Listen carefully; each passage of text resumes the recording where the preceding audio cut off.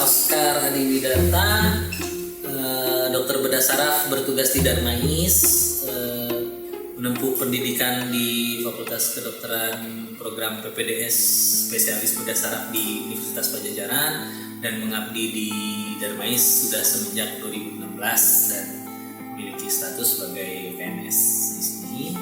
Kenapa memilih menjadi dokter bedah saraf? Sebenarnya motifnya sama ya kayak kita milih jodoh gitu ya. Banyak gitu jodoh yang lebih cantik gitu. Tapi gue cocoknya ini gitu. Kenapa? Karena buat saya sih bedah saraf itu salah satu ilmu yang sangat tinggi dalam hal artnya. Karena saat kita melakukan tindakan yang kita manipulasi nih kita bilang ya, itu otak itu sebagai pusat komputernya badan. Jadi ibarat kata kita, kalau kita bilang kita teknik lah ya, kita ngebenerin mobil tapi mobilnya lagi hidup.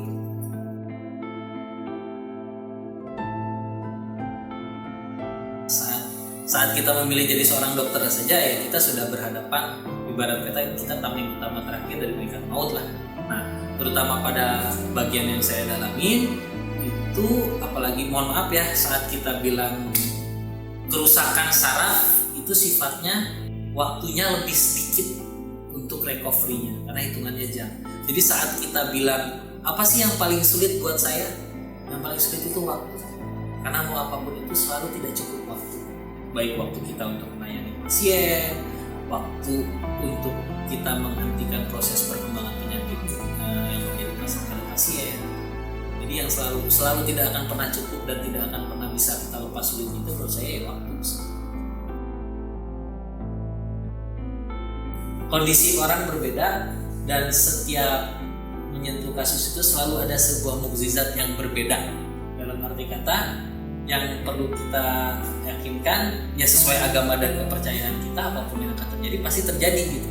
Cuman niatan kita harus lurus dan harus menempatkan diri bahwa kita ingin diperlakukan seperti itu juga, sehingga yang berhasil kita tolong itu ada cerita baru, ada teman baru, ada dunia yang baru, ada kenalan baru, termasuk dari teknologinya. Saat ini misalnya ada teknologi baru, kita jadi lebih mendalami lagi dan semakin tahu gua ini sebenarnya belum tahu apa-apa gitu. Masih banyak yang belum tahu. Jadi dibilang yang paling menyenangkan itu adalah karena yang namanya keilmuan apapun itu, terutama yang saya dalami ini, kayaknya belum ketemu batasnya gitu.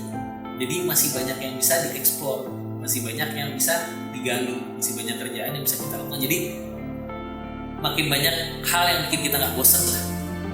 Kalau untuk bidang bedah sarafnya sih banyak fasilitas yang ya alhamdulillah sebagai pusat kanker nasional nggak semua punya.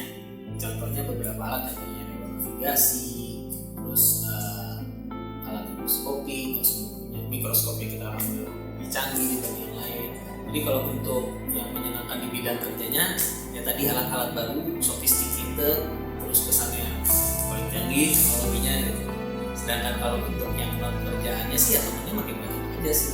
Banyak hobi yang baru, contohnya ya menyelam gitu, atau diving gitu, ataupun outing naik gunung, ataupun ada beberapa teman yang lari, ada yang beberapa teman sepeda gitu.